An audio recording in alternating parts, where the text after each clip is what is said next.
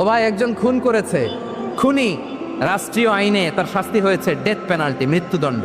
এখন মৃত্যুদণ্ড দেখে আপনি যেমনে মন চায় তেমনে মারবেন লোকটারে? ওর নাক কেটে ফেলতে পারবেন? ওর কান কাটতে পারবেন? ওর চোখ উপড়ে ফেলতে পারবেন আপনি? যেমন মন চায় তার অঙ্গহানি করা যাবে না। ইহসানের সাথে তাকে হত্যা করো।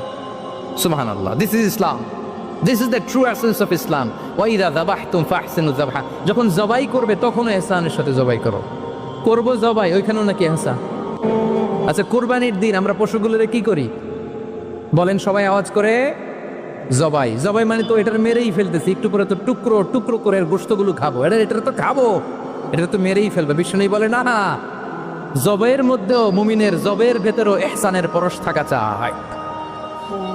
যখন জবাই করবে প্রাণীটাকে হাত পা টাইট করে বেঁধে নাও, ছুরিটাকে শার্পেন করে নাও, ধারালো করে নাও, যাতে অল্প সময়ে জবাইটা হয়ে যায়, প্রাণীটা যাতে কম কষ্ট পায়। সুবহানাল্লাহ পড়ে।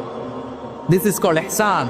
ইহসান আল্লাহ তাআলা যেমনি আদলের আদেশ করেছেন, ন্যায় বিচার, জাস্টিস এনশিওর করতে বলেছেন, সমাজে ইহসানের